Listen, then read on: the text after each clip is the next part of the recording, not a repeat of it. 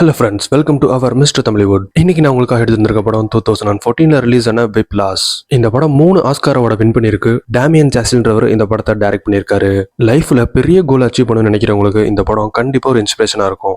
Andrew நைமன்ற 19 வயசு பையனுக்கு ஜாஸ் மியூசிக்ல மிகப்பெரிய ட்ரம்ஸ் பிளேயர் ஆகணும்னு ஆசை. அதுக்காக அமெரிக்கால இருக்க நம்பர் 1 மியூசிக் ஸ்கூலான சாஃபர்ன்ற மியூசிக் ஸ்கூல்ல ஜாயின் பண்றான். படத்தோட ஸ்டார்டிங்ல ஆண்ட்ரூ ஒரு ரூம்ல வெறித்தனமாவும் இனிமையாவும் மியூசிக் பிராக்டிஸ் பண்ணிருக்கான். அந்த நேரத்துல பிளாக் கோட் போட்டு ஒரு மொட்டை அந்த ரூமுக்கு வராரு. அவரோட பேரு ஃபிளெச்சர். அவர் அந்த சாஃபர் ஸ்கூலோட முக்கிய புள்ளின்னு கூட சொல்லலாம். ஏன்னா அந்த ஸ்கூலோட டேலண்டட் கோர் பிளேயர்ஸ் எல்லாம் பெருக்கி எடுத்து அவரோட ட்ரூப்ஸ்ல வச்சு ட்ரெயின் பண்ணி பெரிய பெரிய காம்படிஷனை கூட்டு போய் அவங்கள வின் பண்ண வச்சு அவங்களோட சக்சஸுக்கு ஒரு பாதையை உருவாக்கி கொடுக்குற ஆளு இவரு. அன்னைக்குன்னு பார்த்து அந்த ஆளோட கண்ணில் ஆண்ட்ரூ படுறான். ஃபிளெச்சர் ஆண்ட்ரூவோட நேமெல்லாம் கேட்டுட்டு என்னோட ட்ரூப்ஸுக்கு நான் ஒரு ட்ரம்ஸ் பிளேயர் தான் தேடிட்டு இருக்கேன், உனக்கு தெரியுமா அப்படின்னு கேட்கறான். ஆண்ட்ரூ அதுக்கு தெரியும்னு சொல்றான். இந்த ஃபிளெச்சர் அவனை சரி வாசிச்சு காட்டு அப்படின்னு சொல்றான். அவனும் ஒரு பேசிக்கை தட்டி காட்டிட்டு கொஞ்ச நேரத்துல நிப்பாட்டிடுறான். நான் தான் அவனை நிப்பாட்டவே சொல்லலையே, எதுக்கு நிப்பாட்டின அப்படின்னு கேட்டுட்டு திரும்பவும் வாசிக்க சொல்றான். ஆண்ட்ரூவும் திரும்ப வாசிக்கிறான். டபுள் டைம் ஸ்விங் வாசி அப்படின்றான் அவன். டபுள் டைம் ஸ்விங்னா கொடுத்துருக்க ஸ்ட்ரக்சரோட 2x ஸ்பீட்ல மியூசிக் வாசிச்சு காட்டணும்.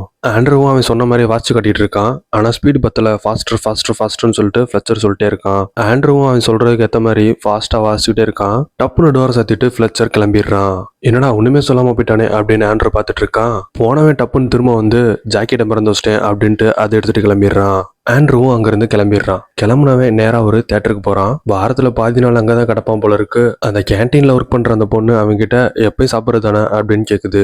இல்ல இன்னைக்கு இது மட்டும் போதும் அப்படின்ட்டு அதை மட்டும் வாங்கிட்டு நேரா தேட்டருக்குள்ள போறான். உள்ள போனா அவனோட அப்பா அங்க உட்காந்துருக்காரு. ஆண்ட்ரூக்குன்னு சொல்லிக்கிற மாதிரி ஃப்ரெண்ட்ஸோ பிரதர்ஸ் அண்ட் சிஸ்டர்ஸ் யாருமே இருக்க மாட்டாங்க. அவனுக்கு அம்மாவுமே இருக்க மாட்டாங்க.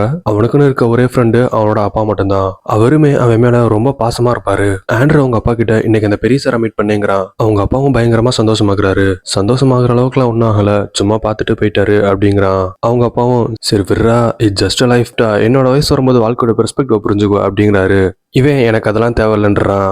கட் பண்ண ஆண்ட்ரூ அடுத்த நாள் ஸ்கூலுக்கு போறான். அங்க ஒரு மொட்டை ரயான்ற கோர் ட்ரம்ஸ் பிளேயர் கிட்ட ஏண்டா ஆண்ட்ரூ கிட்ட எல்லாம் ஸ்டிக்கர் கொடுத்து வச்சிருக்கீங்க, இதெல்லாம் பார்க்க முடியலடா அப்படின்னு ஆண்ட்ரூக்கு கேட்கிற மாதிரியே பேசுறான். கொஞ்ச நேரம் கழிச்சு ரயான் வந்து ஆண்ட்ரூ கிட்ட அவன் பேசினதெல்லாம் பெருசா எடுத்துக்காதங்கிறான். அப்ப அவங்களோட வாத்தியார் கிராமரு உள்ள வந்துடுறாரு.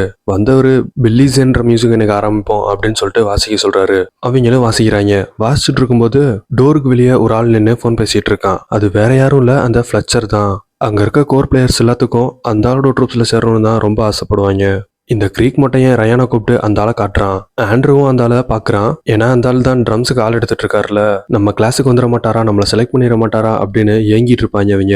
ஆனா அந்த ஆளு உள்ள வர மாட்டான், அப்படியே போயிடுவான். கிளாஸ் முடிஞ்சு எல்லாரும் போயிடுறாங்க. ஆண்ட்ரூவும் வெளியே வந்துடுறான். வெளியே வந்தவன் நடந்து போயிட்டு இருக்க அந்த வழியில தான் ஃபிளெச்சரோட கிளாஸ் நடந்துட்டு இருக்கும். ஆண்ட்ரூ டோர் வழியா அந்த கிளாஸை வாட்ச் பண்ணிட்டு இருக்கான். ஃபிளெச்சரும் அவன் வாட்ச் பண்றத பாத்துடுறான். அப்புறமா வீட்டுக்கு போன ஆண்ட்ரூ பட்டி ரிஜ்ன்ற ஜாஸ் ஜாம்பாவானோட மியூசிக்கை கேட்டுட்டு இருக்கான். வீட்லயும் ட்ரம்ஸ் வச்சு ஃபுல் டைம் ப்ராக்டிஸ் பண்ணிட்டே தான் இருக்கான். அடுத்த நாள் வழக்கம் போல ஸ்கூலுக்கு போயிடுறான். அங்க கிளாஸ் நடந்துட்டு இருக்கு. ஆண்ட்ரூவும் ட்ரம்ஸ் பிளே பண்ணிட்டு இருக்கான். ஆனா அவங்க சாரு கோர் பிளேயர்ஸ் மட்டும் வாசிங்க அப்படிங்கிறாரு. அவனும் பின்னாடி எந்திரிச்சு போய் உட்காந்துடுறான். அந்த நேரத்துல ஒருத்தன் கதவை உடைச்சிட்டு உள்ள வரான். அவன் வேற யாரும் இல்ல, நம்ம ஃபிளெச்சர் தான். அவரோட ட்ரூப்ஸுக்கு ஆள் வேணும்ல, அதுக்காக தான் செலக்ட் பண்ண வந்திருப்பாரு. வந்தவர் மைண்டுக்குள்ளே ஒரு டியூனை யோசிச்சுட்டு அங்க சாக்ஸோஃபோன் வாசிக்கிறவங்க எல்லாம் பிளே பண்ண சொல்லிட்டு இருக்கான். அவங்களும் பிளே பண்ணி காட்டுறாங்க. சில பேர் நல்லா வாசிப்பாங்க, சில பேர் கொஞ்சம் கேவலமா வாசிப்பாங்க. அப்படி கேவலமா வாசிக்கிறவங்க எல்லாம் கொஞ்சம் கழுவி ஊத்துவான். அப்புறம் அப்படியே ட்ரம் செக்ஷனுக்கு வந்துடுறான். அங்க ரயான் தான் உட்காந்துருப்பான். அவனா வாசிக்க சொல்லி கேட்டுட்டு இருப்பான். அப்புறமா ஆண்ட்ரூ வாசிக்க சொல்றான். அவனும் லேசா ஸ்டார்ட் பண்ணும்போது போதும் ஸ்டாப் அப்படின்ற மாதிரி சொல்லிடுறான். அந்த ட்ரம்ஸ் வாசிச்ச பையன் என் கூட வா அப்படின்னு சொல்லிட்டு நடந்து போயிட்டு இருக்கான். அங்க ரயான் தான் அதிகமா வச்சிருப்பான். அவனும் சரி நம்மள தான் செலக்ட் பண்ணிருக்காரு அப்படின்ட்டு எந்திரிச்சு போக, ஹே நீ இல்லப்பா அவன வர சொல்லு அப்படின்றான் அவன். ஆண்ட்ரூக்கு பயங்கர சந்தோஷத்தை வெளிக்கட்டிக்காம அப்படியே மெதுவா நடந்து அவங்க கிட்ட போறான். ஃபிளெச்சர் அவங்க கிட்ட நாளைக்கு ரூம் B16க்கு ஷார்ப்பா 6 மணிக்கு வந்துரு, லேட் பண்ணிடாத அப்படின்னு சொல்லிட்டு கிளம்பிடுறான். சந்தோஷமா ஆண்ட்ரூ எப்பவும் தேட்டர் போவான்ல, அங்க போயிடுறான். அங்க ஒரு பொண்ணு இருக்கும்ல, அதை ஒன் சைடா பார்த்துட்டு இருந்திருப்பான். அன்னைக்கு போய் உங்களை பிடிச்சிருக்கு, நம்ம டேட் போலாமா அப்படின்ற மாதிரி கேட்பான். ஆனா அவ ஒழுங்கு மரியாதை அங்கிருந்து கிளம்பிருன்னு சொல்லிடுறா. பதட்டப்பட்டு இவன் சாரின்னு சொல்ல, ஹே நான் அவன்கிட்ட சும்மா விளையாண்டேன் அப்படின்றா. அப்படியே அவங்களுக்குள்ள லவ்ஸும் பிக்கப் ஆகுது. அப்ப ஒர்க் பண்றப்பால, அதனால மண்டே 7 PM தான் ஃப்ரீயா இருப்பேன், நம்ம அப்ப போலாம் அப்படின்னு சொல்லிடுறா. இவனும் ஓகே சொல்லிட்டு அங்க இருந்து கிளம்பிடுறான். அன்னைக்கு ஆண்ட்ரூக்கு டபுள் தமாக்கா தான். ஃபிளெச்சரோட ட்ரூப்ஸ்லையும் ஜாயின் பண்ணிட்டான். அந்த பொண்ணையும் பிக்கப் பண்ணிட்டான். கட் பண்ணா நல்லா தூங்கிட்டு இருக்கான். முழிச்சு பார்த்தா மணி 6:03 ஆயிடுச்சு. ஃபிளெச்சர் 6 மணிக்கெல்லாம் வர சொல்லியிருப்பான்ல கிளாஸ்க்கு. துண்டக்கான துணியக்கானு விழுந்தடிச்சு எந்திரிச்சு கிளாஸுக்கு போறான். கிளாஸ்ல எவனுமே இருக்க மாட்டாங்க. அப்படியே வெளியே வந்து ஷெட்யூலை பார்க்குறான். கிளாஸ் 9 மணிக்கு தான் ஸ்டார்ட்னு போட்டிருக்கோம். சரி வந்துட்டோம் அப்படின்ட்டு அவனும் கிளாஸ்லேயே உட்காந்துருக்கான். ஒரு 8:45 போல எல்லா ஸ்டூடெண்ட்ஸும் வராங்க. வந்தவங்க அவங்களோட நோட்ஸ் அவங்களோட இன்ஸ்ட்ருமெண்ட் எல்லாம் செட் பண்ணி ரெடி ஆயிட்டு இருக்காங்க. அங்க ஆல்ரெடி ட்ரம்ஸ் ப்ளே பண்ற கோர் பிளேயர் இருப்பான்ல, அவன் வந்து ஆண்ட்ரூ கிட்ட நீ தான் வந்து ஆல்டர்னேட்டிவா அப்படின்னு கேட்கறான். சரி இதெல்லாம் செட் பண்ணு அப்படின்னு சொல்லிட்டு அவனை ஒரு சப்ஸ்டியூட் மாதிரி ட்ரீட் பண்ணிருப்பான். சரியா 9 o'clock ஒரு செகண்ட் முன்னவும் இல்லாம ஒரு செகண்ட் பின்னவும் இல்லாம ஃபிளச்சர் கரெக்டா கிளாஸ்க்குள்ள வரான். அவ்வளவு நேரம் சலசலன்ற இருந்த கிளாஸ் பின் டிராப் சைலன்ஸ் ஆகிரும். வந்தவன் விப்ளாஷ்ன்ற மியூசிக் நோட்டா பாக்குறான். காம்படிஷன் போய் ப்ளே பண்றதுக்கு அந்த மியூசிக்கை தான் ட்ரைனிங் கொடுத்துட்டு இருப்பான் ஃபிளச்சர் அவங்களுக்கு. ட்ரைனிங்கை ஸ்டார்ட் பண்றதுக்கு முன்னாடி ஆண்ட்ரூ எல்லாத்துக்கும் இன்ட்ரடியூஸ் பண்ணி வச்சுட்டு ட்ரைனிங்கை ஸ்டார்ட் பண்றான். அந்த இடத்துல கையில மூவ்மெண்ட் கொடுக்குறவங்களுக்கு பேரு பேண்ட் டைரக்டர்னு சொல்லுவாங்க. ஃபிளச்சர் தான் அங்க பேண்ட் டைரக்டர். அவனோட கையை எல்லாருமே ஷார்ப்பா நோட் பண்ணிட்டு இருப்பாங்க. டியூன்ல ஒரு பாயிண்ட் முன்ன பின்ன போனாலும் தொலைச்சு கட்டிடுவான் ஆளு. ஃபிளச்சர் வெளியில நல்லா ஃப்ரெண்ட்லியா பேசுவான். ஆனா ட்ரைனிங்கே காம்படிஷன் வந்துருச்சுன்னா பட்டு சைக்காவா மாறிடுவான். எல்லாரும் வாசிச்சுட்டு இருப்பாங்க. கேட்குற நம்மளுக்கு என்ன நல்லா தானே வாசிச்சுட்டு இருக்காங்க அப்படின்னு தோணும். நிப்பாட்டு அப்படின்னு சொல்லிட்டு கூட்டத்துல எவனோ என் டியூனுக்கு மிஸ் ஆகுற மாதிரி வாசிச்சுட்டு இருக்க, ஒழுங்கா நீயே எந்திரிச்சிரு அப்படிங்கிறான்.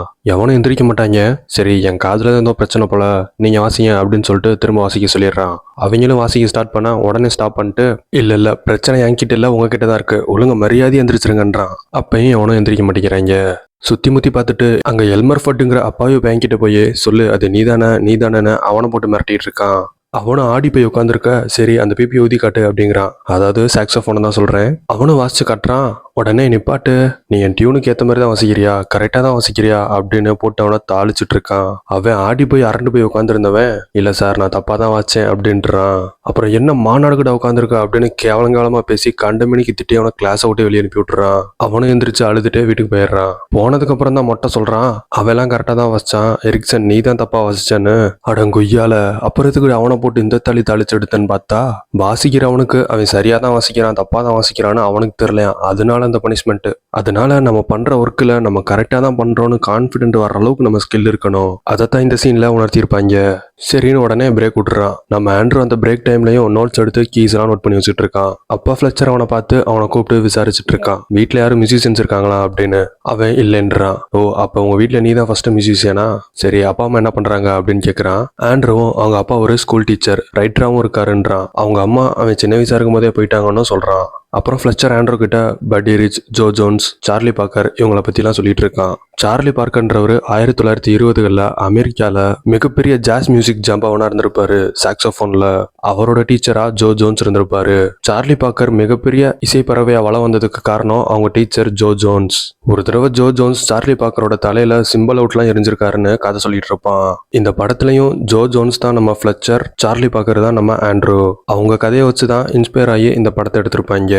நமக்கு பின்னாடி பத்தி பேசுறவங்க எல்லாம் கவலையே படக்கூடாது, நம்ம கோலை நோக்கி போயிட்டே இருக்கணும்னு மோட்டிவேட்லாம் பண்ணி வீட்டுக்கு அனுப்பிச்சு வைக்கிறான் ஃபிளச்சர். அடுத்த நாள் வழக்கம் போல கிளாஸ் நடக்குது. ஆண்ட்ரூவும் சந்தோஷமா கிளாஸுக்கு வரான். ஓகே விப்ளாஸ் எடுங்க வாசிங்கன்னு கிளாஸ் போயிட்டு இருக்கு. அன்னைக்கு நம்ம ஆண்ட்ரூ தான் ட்ரம்ஸ் ப்ளே பண்ணிட்டு இருக்கான். நேத்து நடந்தது என்ன சம்பவம், இன்னைக்கு நடக்கும் பாருங்க நம்ம ஆண்ட்ரூக்கு சம்பவம். ஆண்ட்ரூவும் நல்லா ட்ரம்ஸ் ப்ளே பண்ணிட்டு இருக்க, பட்டி ரிச் நம்ம கிளாஸுக்கு கொண்டாரு பாருங்கன்னு பெருமையா பேசிட்டு இருப்பான். இங்க கூட கொஞ்சம் மிஸ்டேக் வருதுடா, டவுன் பீட் ஆன் 18 அதை வாசி அப்படின்னு சொல்றான். அவனும் அவன் சொல்ற மாதிரி வாசிக்க, ஆனா அவன் டியூனுக்கே வரவே இல்லை. மொட்டையும் அங்க நின்று கரெக்ட் பண்ணிட்டே இருக்கான். இங்கனக்குள்ள கொஞ்சம் ட்ராக் பண்ணு, இங்கனக்குள்ள கொஞ்சம் ரஷ் பண்ணு அப்படின்னு. அவனும் கொஞ்சம் அப்படி இப்படின்னு வாசிச்சுட்டே இருக்க, மொட்டை பொறுமையாவே இழந்துட்டான் போல. சைஸா பின்னாடி போனவன் சேரை விட்டு டமையில் அடிச்சிடறான். சேர் கிருட்டுன்னு வரையில ஒரு ஜான் விளையிடுறான். இல்லைன்னா மண்டை சதுரி தக்காளி சட்னி அங்கே பீறி இருக்கும். ஒரு வழியா தப்பிச்சுட்டான் அந்த இதுல இருந்து. சேரையும் விட்டு எரிஞ்சிட்டு, நான் ஏன் சேர் விட்டு எரிஞ்சேன்னு உனக்கு தெரியும், ஏன்னு சொல்லு அப்படின்னு கேட்கறான். டெம்போல தப்பு பண்ணிட்டேன் சாருங்கிறான். எங்க ரஷ் பண்ணாதா ட்ராக் பண்ணதா பையனுக்கு தெரியல. அந்த இடத்துல ஏதோ 1 2 3 4ன்னு இருக்கும் போல. அவன் 1 2 3ன்றான். கன்னத்துல பலார்னு அடிச்சு 1 2 3 4 இப்ப சொல்லு ரஷ் பண்ணதுல தப்பு பண்ணியா ட்ராக் பண்ணதுல தப்பு பண்ணியான்னு கேட்டு பலார்னு அடிச்சு பச்சையா திட்டி வடச்சட்டியில போட்டு தாளிக்கிற மாதிரி அவனை தாளிச்சு எடுத்துடுறான். ஐயா விட்டுருங்கயானு கண்ணீர் மலக கதறி எழுதுறான் ஆண்ட்ரூ. சுத்தி இருக்க ஒரு பய வாயத்தோர்களை மிலிட்ரி சைலன்ஸ்ல இருக்க அந்த கிளாஸே. நல்லா பிராக்டிஸ் பண்ணிட்டோன்னு அன்னைக்கு கிளாஸை முடிச்சு விட்டுறான். அழுதுகிட்டே ஆண்ட்ரூ வீட்டுக்கு போயிடுறான். அப்ப அவனோட ஆள் நிக்கோல் கால் பண்றான். அந்த காலையும் அட்டன் பண்ண மாட்டான். கொஞ்ச நேரத்துல பையனுக்கு வெறி தலைக்கு ஏறிடுது. யோ மொட்டை என் மேலே கை வச்சுட்டுல, பிராக்டிஸ் பண்ணிட்டு வந்து உன் மண்டையில தப்பையில வசிக்கல, நான் ஆண்ட்ரூலடா அப்படின்ட்டு விப்ளாஸ் பேப்பரை பூரா ஜெராக்ஸ் போட்டு வெறித்தனமா பிராக்டிஸ் ஆரம்பிக்கிறான். போட்ட போடுல கையில தோல்லாம் உறிஞ்சு ரத்தம் ஊத்துது. ரத்த கலரி ஆனாலும் விட மாட்டேன்ட்டு பேண்டேஜை போட்டுட்டு தட்டி எரிஞ்சிட்டு இருக்கான். அப்படியே கட் பண்ணா ஆண்ட்ரூ நிக்கோலும் ஒரு பிஸா பார்லர்ல உட்காந்து பேசிட்டு இருக்காங்க. அங்க போய் அவகிட்ட மியூசிக்கை பத்தி தான் பேசிட்டு இருக்கான் அவன். அவளும் சின்ன வயசுல பார்த்த கஷ்டங்கள் எல்லாம் அவன் கிட்ட ஷேர் பண்ணிட்டு இருப்பா. பிறந்துட்டோன்னு வாழ்ந்துகிட்டு இருக்க மாதிரி தான் பேசுவான் அவன்கிட்ட. கட் பண்ணா அன்னைக்கு காம்படிஷன். காம்படிஷன். எல்லாரும் ரெடி ஆயிட்டு இருப்பாங்க. ஆண்ட்ரூ ஒரு ஓரமா நின்னுட்டு இருப்பான். அப்படியே வெளியே வேடிக்கை பார்க்கறான். மொட்டை ஒரு ஆள் கிட்ட நின்று பேசிக்கிட்டு இருக்கான். அந்த ஆளு ஃபிளச்சர் கிட்ட அவனோட சின்ன பொண்ணு இப்ப இருந்து மியூசிக் பிராக்டிஸ் பண்ணிட்டு இருக்கதா சொல்லுவான். அப்படியா சூப்பர், பெரிய ஆளுனோடனே மாமாவோட ட்ரூப்ல ஜாயின் பண்ணிடுறோன்னு இவன் சொல்லிட்டு இருக்கான். அப்படியே ஸ்டேஜ்ல காம்படிஷன் நடக்குது. விப்ளாஸ் வாசிக்கிறாங்க அவங்க. ஃபர்ஸ்ட் செட்டு சிறப்பா முடிஞ்சிருது. ரெண்டாவது செட் ஆரம்பிக்கிறதுக்கு முன்னாடி கொஞ்சம் பிரேக் விடுறாங்க. அந்த கேப்ல டரன் ஆண்ட்ரூ கிட்ட அந்த விப்ளாஸ் நோட்ஸை கொடுத்துட்டு பிஸ் அடிக்க போறான். இவன் அந்த ஃபைலை தூக்கி ஒரு ஓரமா போட்டு ஐஸ்கிரீம் சாப்பிட்டு ஜாலியா வேடிக்கை பார்த்துட்டு இருக்கான். போயிட்டு வந்தவன் ஆண்ட்ரூ கிட்ட அந்த ஃபைலை கொடுன்னு கேட்கறான். ஃபைலு அந்த இடத்துல இல்ல. உடனே ரெண்டு பேருக்கும் உதறிடுது. டன்னர் ஆண்ட்ரூவை கூட்டிட்டு போய் மொட்டை கிட்ட பஞ்சாயத்து பேசிட்டு இருக்கான். ஆனா மொட்டை என்ன சொல்லிடுறான், ஃபைல் உன்னோட பொறுப்பு தானே, நீ எதுக்கு ஆண்ட்ரூட்ட கொடுத்த அப்படின்றான். சரி ஃபைல் இல்லைன்னா என்ன, உனக்கு தான் மியூசிக் தெரியும்ல, போய் வாசின்றான் மொட்டை. டன்னர் இருந்துட்டு எனக்கு மனப்பாடமெல்லாம் தெரியாது, அதை பார்த்து என்னால் வாசிக்க முடியும், இல்லைன்னா வாசிக்க முடியாதுன்றான். அந்த இடத்துல தான் ஆண்ட்ரூவோட ஹார்ட் ஒர்க்குக்கும் ப்ராக்டிஸ்க்கும் ஒரு சான்ஸ் கிடைக்குது. அவன் தான் வெறித்தனமா ப்ராக்டிஸ் பண்ணிட்டே இருந்தான்ல, அந்த விப்ளாஸ் அவன் மண்டையிலே ஆணித்தரமா பதிஞ்சிருது. அவன் மொட்டையிட்ட எனக்கு மனப்பாடமா தெரியும், நான் போய் வாசிக்கிறேங்கிறான். மொட்டையும் சரி போய் வாசி அப்படின்னு அவனை அனுப்பிச்சுறான். போய் நல்லா பெர்ஃபார்ம் பண்றாங்க. அந்த காம்படிஷன்ல ஜெயிச்சு ஃபர்ஸ்டாகவும் வந்துடுறாங்க. அப்ப இருந்து ஆண்ட்ரூ அந்த ட்ரூப்ல ஒரு கோர் பிளேயராகவும் மாறிடுறான். அடுத்த நாள் வழக்கம் போல கிளாஸ் நடக்குது. டன்னர் ஆண்ட்ரூ கிட்ட என்னோட கிட்லாம் கையே வைக்காதன்னு சொல்லிடுறான். அந்த நேரத்துல ஃபிளச்சர் என்ட்ரி கொடுக்க, டனர் இங்க என்ன பண்ணிட்டு இருக்க, இது கோர் பிளேயர்ஸ்க்கான நேரம், நீங்க என்ன பண்ணிட்டு இருக்கன்ற அவனை ஒரே அசிங்கமா போயிருது டனருக்கு. போ அவனுக்கு போய் பேஜ் திருப்பி ஒரு வேலை பாருன்னு சங்கடப்படுத்தி விட்டுறான். ஆண்ட்ரூக்கு சந்தோஷம் தாங்கல. வீட்டுக்கு பஸ்ல போகும்போது கூட அந்த கேப்ல ட்ரம்ஸ் பிளே பண்றதை பார்த்துட்டே தான் போயிட்டு இருப்பான். ஒருத்திய காதல் பண்ணிட்டு இருப்பான்ல, அவ இருக்காளா போயிட்டாளான்னு கூட தெரியாம சுத்திட்டு இருப்பான் இந்த பையன். அவ இவனுக்கு மெசேஜ் போட்டுட்டு இருப்பா, ஃப்ரீ டைம்ல தயவு செஞ்சு கால் பண்றா பேசுறா அப்படின்னு. அந்த அளவுக்கு லட்சிய வெறியில ஊறிக்கிட்டு இருப்பான் ஆண்ட்ரூ. அந்த டைம்ல அவனுக்கு செமஸ்டர் லீவ் வந்திருக்கும் போல. அவனும் அவங்க அப்பாவும் அவங்க சொந்தக்காரங்க வீட்டுல இருக்காங்க. டின்னர் போயிட்டு இருக்கு. சொந்தக்காரங்க தான் சும்மாவே இருக்க மாட்டாங்கல்ல, என்ன பண்ற ஏது பண்ற நோண்டிட்டே இருப்பாங்கல்ல. ஆண்ட்ரூ கிட்ட என்ன பண்றேன்னு அந்த ஆள் கேட்கறான். அவனும் நான் சேஃபர் ஸ்கூல்ல ட்ரம்ஸ் பிளேயரா இருக்கேன், கோர் பிளேயரா இருக்கேன், காம்படிஷன் எல்லாம் வின் பண்ணிருக்கேன்னு சொல்றான். ஆனா அதை அவங்க கண்டுக்கவே மாட்டேங்கிறாங்க. இதெல்லாம் ஒரு பெரிய இதான்ற மாதிரி. உடனே அந்த ஆளோட பையங்க 2 பேர் வராங்க. அதுல ஒருத்தன் ஃபுட்பால் பிளேயரு, இன்னொருத்தன் மாடல். அவங்களோட புகழாரத்தை பத்தி பெருமையா பேசிட்டு இருக்கான் அந்த ஆளு. அந்த குரூப்பே ஆண்ட்ரூ டம்ப் பண்ற மாதிரியே பேசிட்டு இருப்பாங்க. அந்த ஸ்கூல்ல என்ன உனக்கு மியூசிக்ல வேலை வாங்கி தருவாங்களான்னு கேட்கறான் அந்த ஆளு. வேலையெல்லாம் வாங்கி தர மாட்டாங்க, என்னதான் காம்படிஷன் கூட்டு போறாங்கல்ல, அதுல நான் நல்லா பெர்ஃபார்ம் பண்ணுவேன், அது மூலியமா என்னோட கெரியர்ல ஃபார்வர்ட் ஆவேங்கிறான் அவன். இதெல்லாம் பொழப்பத்தையும் பாக்குற வேலைன்ற மாதிரி பேசிட்டு அந்த ஆளு இந்த வார கேம் எப்படி போச்சுன்னு அவன்கிட்ட கேட்டுட்டு இருக்கான். அவனும் 93 ஆடு அப்படி இப்படின்னு கதையை கொடுத்துட்டு இருக்கான். போடு ஸ்கூல் ரெக்கார்டு தான் அப்படின்னு குடும்பமே பந்தா கட்டிட்டு இருப்பாங்க. ஆண்ட்ரூக்கு தலைக்கு மேல கோவம் வந்துடும். அவன் விளாடுறது கால்டன் ஃபுட்பால் டிவிஷன் 3, அது எப்படி ஸ்கூல் ரெக்கார்ட் ஆகும்னு அவங்கள நோஸ்கட் பண்ணிருக்கான் இவன். அந்த ஆள் உடனே உனக்கு ஃப்ரெண்ட்ஸ்லாம் இருக்காங்களான்னு கேட்குறான். அதுக்கு ஆண்ட்ரூ எனக்கு ஃப்ரெண்ட்ஸ்லாம் இல்லை, சார்லி பாக்கர் கூட தான் ஃப்ரெண்ட்ஸ் இல்லை, ஆனால் அவர் எவ்வளோ பெரிய சக்ஸஸ்ஃபுல்லாக வந்தார், நானும் அந்த மாதிரி வருவேன்னு சொல்லிடுறான். ஆனால் சார்லி பாக்கர்ன்றவர் கொடி கூத்துன்னு அவருடைய 34 வயசுலேயே இறந்து போயிருப்பாரு. என்னோட ஐடியாவில் எனக்கு அது சக்ஸஸாக தெரியலன்னு அவங்க அப்பா சொல்லிடுறாரு. அப்படி நான் 34 வயசுல இறந்து போனாலும் இந்த உலகம் என்னுடைய சக்ஸஸை பற்றி பேசணும்னு சொல்லிடுறான் இவன்.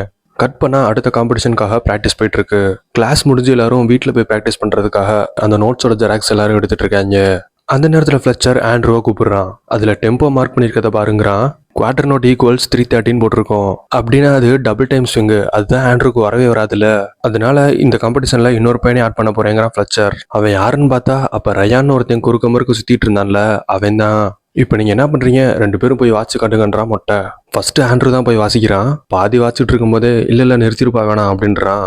சார் நான் இன்னொரு தடவை வாசிக்கிறேன் அப்படிங்கிறான் ஆண்ட்ரூ. அதெல்லாம் ஒன்றும் வேணாம் பண்ணி நவுருன்றான் மொட்டை. பின்னாடி இருந்து ரயானு, மாப்பிள்ள அந்த குச்சி கொஞ்சம் கூட நான் விளாண்டுக்கிறேன் அப்படின்னு அவன்கிட்ட கேட்குறான். ரயான் வாட்ச் காட்டுறான்.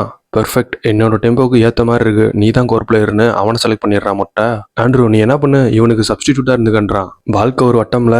அன்னைக்கு ஆண்ட்ரூவால டனருக்கு ஒரு குத்து விழுந்துச்சு, இன்னைக்கு ரயானால ஆண்ட்ரூக்கு குத்து விழுகுது. இது யோ மொட்டை, இந்த கருமத்தி நீ நல்லா இருக்குன்றியான்னு சண்டை போயிட்டு இருக்கான் ஆண்ட்ரூ. அந்த நேரத்துல அவனுக்கு கால் வந்துடுது. ரூம்குள்ள போயிடுறான் அவன். ஆவேசமான ஆண்ட்ரூ பின்னாடி அவனோட ரூம்குள்ள போறான். போயிட்டு அவன்கிட்ட சண்டை போட, நீ இந்த காம்படிஷன்ல சேரணும்னா நல்லா பெர்ஃபார்ம் பண்ணி காட்டு, இப்போ இங்க இருந்து கிளம்பு அப்படின்னு சொல்லி பத்தி விட்டுறான். கட் பண்ணா நிக்கோல் கூட பேசிட்டு இருக்கான். உன் கூட டைம் ஸ்பெண்ட் பண்ணிட்டு இருந்தா என்னோட கெரியர்ல என்னால ஃபோக்கஸ் பண்ண முடியல, அதனால பிரேக்கப் பண்ணிக்கலாம்னு சொல்லிட்டு இருக்கான். அவ டேய் நீ பாட்டுக்கு மியூசிக் பண்றா, நான் உன்னை என்னடா பண்றேன்ற மாதிரி சொல்றா. இல்ல செட் ஆகாது, பிரேக்கப் பண்ணிக்கலான்றான் இவன். போய் தொலைன்ட்டு அழுதுட்டு அவளும் போயிடுறா. அவ பாட்டுக்கு வேலை பார்த்துட்டு சுத்திட்டு இருந்திருப்பா. போய் லவ்வும் பண்றேன்னு சொல்லிட்டு கடைசியில பிரேக்கப்பும் பண்ணி விட்டுறான். உடனே வீட்டுக்கு போய் பிராக்டிஸையும் ஆரம்பிச்சிடறான். அவனுக்கு அந்த பாலா போன டபுள் டைம் ஸ்விங்கு வரவே மாட்டேங்குது. போட்டு ட்ரம்ஸை உடச்சு எரிஞ்சிட்டு இருப்பான். அடுத்த நாள் கிளாஸ் நடக்குது. ஃபிளச்சர் ஒரு சோகமான மியூசிக்கை ப்ளே பண்ணி விட்டு 6 வருஷத்துக்கு முன்னாடி உங்களை மாதிரி அந்த ரூமில் ஒரு பையன் இருந்தான். அவனுக்கு ஸ்கேலும் இல்லை ஒன்றும் இல்லை. எல்லா வாத்தியாருமே அவனை இது உனக்கு செட் ஆகாதுன்னு சொல்லிட்டாங்க.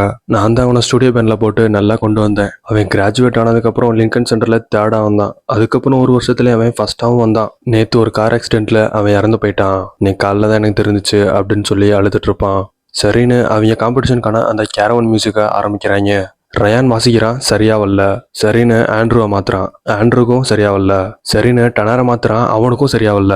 ரூம்ல இருக்க மொத்த பேரையும் வெளியே அனுப்பி விட்டு இவங்க 3 பேரையும் போட்டு பொழந்து எடுத்துட்டு இருக்கான். பக்கெட்ல தண்ணியா பிடிச்சி ஊத்துற மாதிரி வேர்த்து ஊத்துது அவங்களுக்கு. கையெல்லாம் வலிக்குதுன்னு கதறாங்க, கண்டுக்கவே இல்லை. போட்டு நொக்கி எடுத்துட்டு இருக்கான் அவங்கள.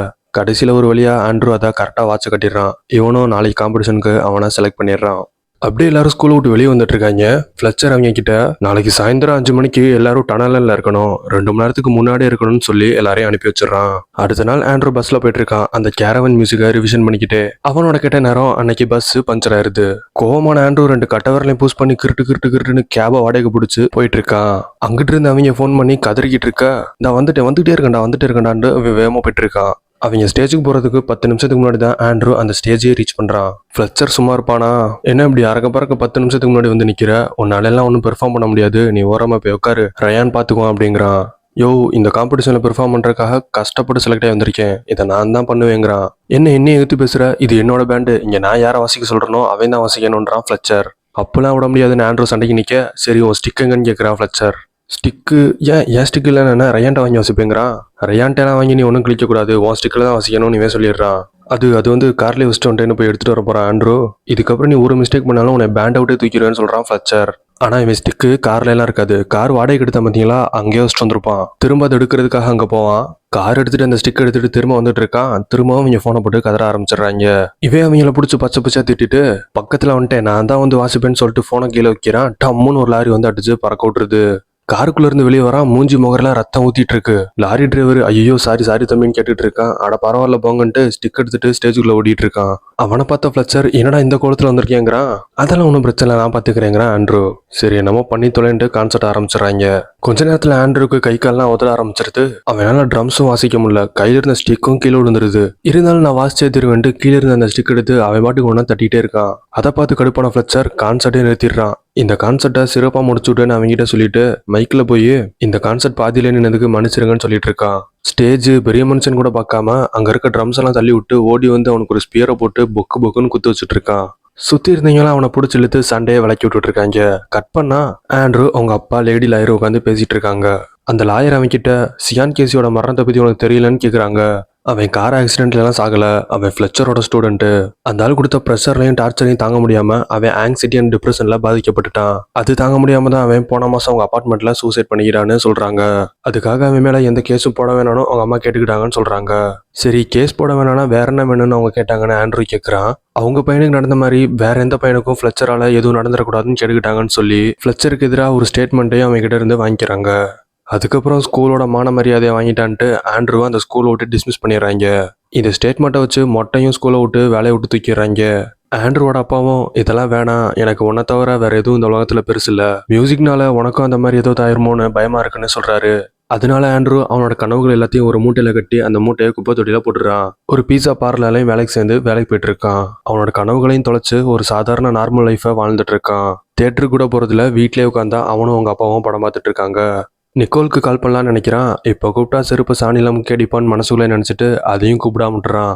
அதுக்கப்புறமா எதிர்ச்சியா பீஸா சாப்பிட்டு ரோட்ல நடந்து போயிட்டு இருக்கான். அங்க ஒரு போர்டை பாக்குறான். அந்த போர்ட்ல ஒரு பார்ல லைவ் ஜாஸ் நடக்குது. அதுக்கு சீஃப் கெஸ்டா நம்ம ஃப்ளெச்சர் தான் வராங்கிறத பாக்குறான் ஆண்ட்ரூ. இவனும் அந்த பாருக்கு போறான். ஃப்ளெச்சர் பியானோ ப்ளே பண்ணிருக்கான். ப்ளே பண்ணி முடிச்சுட்டு அவனும் ஆண்ட்ரூவை பாத்துறான். ஒரு மந்தையில் இருந்த 2 ஆடுகள் அந்த கதையாகுது. ஃப்ளெச்சர் ஆண்ட்ரூவை பார்த்தோன்னே ஆண்ட்ரூ அந்த ஸ்பாட்டை விட்டு கிளம்பிடுறான். ஃப்ளெச்சர் அவனை விரட்டிட்டு போய் நம்ம பேசுவோம்னு சொல்லி அவனை கூப்பிட்டு உட்காந்து பேசிட்டு இருக்கான். ஆண்ட்ரூ அவன்கிட்ட நீங்க வேலையை விட்டு நின்றுட்டீங்களான்னு கேட்குறான். அவன் எதுக்கு அப்படி சொல்ல முடியாது அப்படின்னு வேலையை விட்டு தூக்கிட்டாங்கன்னு சொல்லாம சொல்லுவான். எனக்கு தெரியும் நான் நிறைய எதிரிகளை சம்பாரிச்சு வச்சிருக்கேன்னு, ஆனா நான் சேஃபர் ஸ்கூல்ல இருக்க பசங்களை வெற்றியாளர்களா மாத்தணும்னு ஆசைப்பட்டேன். அவங்க ஸ்கில் செட்டை தாண்டி அவங்க பின்னாடி இருந்து நான் அவங்கள புஷ் பண்ணேன். அப்பதான் அவங்களால வெற்றியாளர்களாக முடியும்னு. ஆனா அதை எவனுமே புரிஞ்சுக்கலன்னு சொல்றான் ஃப்ளெச்சர். சொல்லிட்டு திரும்ப சார்லி பாக்கரோட ஒரு கதையவே சொல்றான். சார்லி பாக்கர் ஒரு ஸ்டேஜ்ல நல்லா பெர்ஃபார்ம் பண்ணியும் அவரோட வாத்தியார் ஜோ ஜோன்ஸ் அவனை பாராட்டிருக்கவே மாட்டாரு. அந்த நேரத்துல ஃப்ளெச்சர் ஒன்று சொல்றான். ஆங்கிலத்துல குட் ஜாப்ன்ற வார்த்தையை விட மோசமான ஒரு வார்த்தை இல்லவே இல்லைங்கிறான். ஏன்னா அந்த வார்த்தையை சொல்லிட்டா அவனோட ஹார்ட் ஒர்க்கை அதோட ஸ்டாப் பண்ணிடுவாங்க. அதனால தான் அவரு அதை விட பயங்கரமா ப்ராக்டிஸ் பண்ணி ஸ்டேஜில் சோலோ பெர்ஃபார்மன்ஸ் பண்ணி உச்ச நட்சத்திரமானாரு. அதை தான் நான் சேஃபர் ஸ்கூல்ல பண்ணிருக்கேன், அது அவனுக்கு புரியலன்னு சொல்றான். அதை பேசி முடிச்சுட்டு இப்போ வர ஜேவிசி ஃபெஸ்டிவல்ல நான் தான் ப்ரோ பேன் பண்ண போறேன், நீ ட்ரம் பிளேயரா வரியானு கேட்கறான் அவன்கிட்ட. நான் ப்ராக்டிஸ் எல்லாம் விட்டு ரொம்ப நாளாச்சுங்கிறான் இவன். விப்ளாஸ் கேரவன் தெரியும்ல, அதை தாங்க நான் பண்ண போறேங்கிறான் ஃபிளச்சர். உடனே குதூகலமாயிடுறான் ஆண்ட்ரூ. திரும்பவும் ப்ராக்டிஸ் ஆரம்பிச்சிடறான். அது கொஞ்சம் பெரிய ஃபெஸ்டிவல், சரி அது கூப்பிடுற மாதிரி அதை காரணமாக வச்சு நிக்கோலுக்கு கால் பண்ணலான்னு கால் பண்ணுறான். ஃபோனை எடுத்தவ என் பாய் ஃப்ரெண்டுக்கு இதெல்லாம் பிடிக்குமான்னு தெரிலன்றா. நான் வர்றது சந்தேகம் தான் பாரு அப்படின்னு சொல்லிட்டு ஃபோனையும் வச்சிடுறா. சீட்டு காலியாக இருந்தால் யாராவது வந்து உட்கார்றது சகஜம் தானே, அது அவ்வளோதான் முடிஞ்சு. அடுத்த நாள் அந்த பிக்கஸ்ட் ஜேவிசி ஃபெஸ்டிவல் டே. ஆண்ட்ரூ அவனோட ட்ரம் கிட்டெல்லாம் எடுத்துட்டு இன்னைக்கு நல்லா பெர்ஃபார்ம் பண்ணணும், லைஃப்ல அடுத்த கட்டத்துக்கு மூவ் ஆகணும்ட்டு கனவுகளோட போறான். ஃப்ளெச்சர் அவங்க எல்லாரையும் கூப்பிட்டு பூஸ்டப் பண்ணுறான். இது சாதாரண ஸ்டேஜ் கிடையாது, இங்கே நீங்கள் நல்லா பெர்ஃபார்ம் பண்ணால் இது உங்கள் லைஃபையே சேஞ்ச் பண்ணும். அப்படி ஏதாவது தப்பு தவறி மிஸ்டேக் பண்ணிட்டீங்கன்னா உள்ளே இருக்கவனுங்க எவனும் இதை மறக்கவே மாட்டானுங்க, நீங்கள் முன்னேறதும் கஷ்டம்னு சொல்லி அனுப்பி வைக்கிறேன் எல்லாரையும். ஆண்ட்ரூ அங்கே போய் உட்காரான். அங்கே விப்ளாஸோட நோட்ஸ் இருக்கு. அதை பார்த்து அவன் ரொம்ப சந்தோஷப்பட்டு இன்னைக்கு ஒரு புடி அப்படின்னு உட்காந்துருக்கான். ஃப்ளெச்சர் அவன்கிட்ட வந்து என்னை பார்த்தா அவனுக்கு கிறுக்கு போய மாதிரி தெரியுதான்னு கேட்குறான். போன காம்படிஷனில் எல்லாரும் முன்னாடியும் ஸ்டேஜில் வச்சு அவனை அடிச்சு அசிங்கப்படுத்திருப்பான்ல, அதுக்கு பழி வாங்குறதுக்கு தான் அவனை இந்த காம்படிஷனுக்கு கொண்டு வந்திருப்பான். மொட்டையோட முரட்டுத்தனமான ஈவிலையும் வெளிப்படுத்தியிருப்பான். மைக்கில் போயிட்டு இந்த வேர்ல்டோட பெஸ்ட் மியூசிஷியன்ஸ்லாம் இங்கே இருக்காங்க, இவங்க உங்களுக்காக அப்ஸ்விங்கின் வாட்ச் காட்ட போகிறாங்கன்றான். அப்ஸ்விங்கின் ஆண்ட்ரூ ப்ராக்டிஸும் பண்ணியிருக்க மாட்டான், அது அவனுக்கு வாசிக்கவும் தெரியாது. இருந்தாலும் சுற்றி இருக்கவங்களாம் மியூசிக் ஆரம்பிச்சிடறானுங்க. அவனும் கைக்கு வந்ததெல்லாம் தட்டிட்டு இருக்கான். அந்த மியூசிக்கே அவனால் படு கேவலமாக போயிட்டு இருக்கும். சுற்றி இருந்தவனுங்கெல்லாம் அவனை கேவலமாக பார்த்துட்டு இருப்பாங்க. அந்த ஃபர்ஸ்ட் செட் மியூசிக் ஒரு வழியாக எண்டுக்கும் வந்துடுது. அங்கே ஒரு 10 பேர் கையும் தட்டுறாங்க. அடுத்த செட்டு ஸ்டார்ட் பண்ணுறதுக்கு முன்னாடியே ஃப்ளெச்சர் ஆண்ட்ரூ கிட்ட போய் அந்த ஸ்டேஜில் எல்லாரும் முன்னாடியும் மிஸ்டர் ஆண்ட்ரூ நீங்கள் இதுக்கு தகுதியானவர் இல்லை, நீங்கள் கிளம்பலாம் அப்படின்னு சொல்லி எல்லாரும் முன்னாடி அசிங்கப்படுத்தி வெளியே தட்டி விட்றான். அசிங்கப்பட்ட ஆண்ட்ரூ அழுதுகிட்டே அந்த ஸ்டேஜை விட்டு வெளியவும் போகிறான். அவனோட அப்பா அங்கேருந்து சுற்றி வந்து அவனை கட்டி பிடிச்சி விட்றா பார்த்துக்கலாம் அப்படின்னு சொல்லி ஆறுதல் சொல்லிட்டு இருக்காரு. அவன் தான் குருவுக்கு தப்பாத சிஷ்யனாச்சே, திரும்ப உள்ளே வந்து உட்காடுறான். உட்கார்ந்தவன் அவன் பாட்டுக்கு கேரம் வாசிக்க ஆரம்பிச்சிடறான். சுற்றி இருக்கவங்கலாம் பப்பான்னு பார்த்துட்டு இருக்காங்க. நான் கியூ தரேன், அதுலேருந்து நீங்கள் மியூசிக் ஆரம்பிச்சிருங்க சொல்லி அவங்களே வாசிக்க வச்சிடறான். மியூசிக்கும் தாறுமாறாக போயிட்டு இருக்கு. ஃப்ளெச்சர் அவங்ககிட்ட போய் டே ஒழுங்கு மரியாதை எந்திரிச்சிரு, உன் கண்ணை பிடிங்கி போட்டுருவேன்னு மிரட்டுறான். அந்த பிளேட்டு மூலியமாவே அவனுக்கு பொங்குன்னு ஒரு அடியையும் வச்சுட்டு அவன் பாட்டு வச்சுக்கிட்டே இருக்கான். மியூசிக்கும் நல்லா போயிட்டு இருக்கும். ஃப்ளெச்சரும் அவங்க வாசிக்கிறதுக்கு ஹேண்ட் மூமெண்ட் கொடுத்து பேண்ட் டைரக்ட் பண்ண ஆரம்பிச்சிருவான். ஒரு 4-5 நிமிஷத்துக்கு கேரவன் மியூசிக் ப்ளே பண்ணுவாங்க, கேட்கவே அவ்வளோ இனிமையாக இருக்கும். நல்ல ஒரு சேசிங் சீனுக்கு சூட் ஆகிற மாதிரியான மியூசிக் அது. கொஞ்ச நேரத்தில் அந்த கேரவன் மியூசிக்கும் முடியுது. ஸ்டேஜோட லைட்டையும் ஆஃப் பண்ணுறாங்க. ஆனால் ஆண்ட்ரூ ஆஃப் பண்ண மாட்டான். டபுள் டைம் ஸ்விங்க ஆரம்பிச்சிருவான். போட்டு வெளுன்னு வெளுத்துட்டு இருப்பான். ஆஃப் பண்ண லைட்டை தனியாக அவனுக்கு மட்டும் ஃபோக்கஸ் பண்ணி காட்டிட்டு இருப்பாங்க. ஆண்ட்ரூவோட ஆட்டத்தை அவங்க அப்பா ஒரு ஓரமாக நின்று தகச்சு போய் பார்த்துட்டு இருப்பாரு.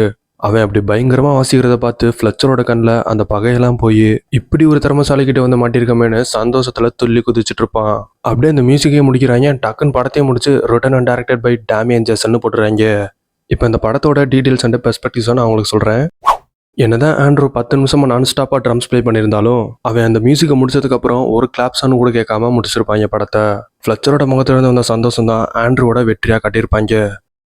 படம் பார்க்குற நம்மளுக்கு என்னதான் அந்த படம் ஹாப்பியஸ்ட் எண்டிங்காக தெரிஞ்சாலும் அந்த படத்தோட டேரக்டர் இது ஒரு ஹாப்பியஸ்ட் சேட் எண்டிங் மூவின்னு சொல்லியிருப்பாரு. அவரோட ஸ்கிரிப்ட்ல ஆண்ட்ரூ தன்னோட 30 வயசுல அவனோட கோல்லாம் அச்சீவ் பண்ணிடுவான். ஆனால் அவன் லைஃப்ல அவனுக்குன்னு ஃப்ரெண்ட்ஸ் லவ்ஸ்ன்னு எதுவுமே இல்லாமல் அவன் லைஃப் ஒரு எம்டியாவே இருக்கும். அப்படியே போயிட்டு இருந்த அவனோட லைஃப்ல ஆங்ஸைட்டி டிப்ரெஷன்ல பாதிக்கப்பட்டு அவனும் 30 வயசுல இறந்துருப்பானு போட்டிருப்பாரு. அதனால இந்த படத்தை இப்படி பாதியிலே முடிச்சது இந்த படத்தோட மிகப்பெரிய ப்ளஸ்ன்னு சொல்லலாம். இந்த படத்தை மோட்டிவேஷனாக பார்த்த எல்லாரும் டேரக்டர் சொன்ன அந்த ஆங்ஸைட்டி டிப்ரெஷன் கதையெல்லாம் கண்டுக்காமலே விட்டுருப்பாங்க. ஆண்ட்ரூ பயங்கரமா ட்ரம்ஸ் வச்சுக்கிட்டு இருக்கும்போது அவங்க அப்பா ஒரு ஓரமா தகச்சு போய் நின்றுட்டு இருப்பார்ல, அவர் முகத்துல பையன் அப்படியே பயங்கரமா பெர்ஃபார்ம் பண்றத பத்தி ஒரு சந்தோஷமே இல்லாம இருப்பாரு.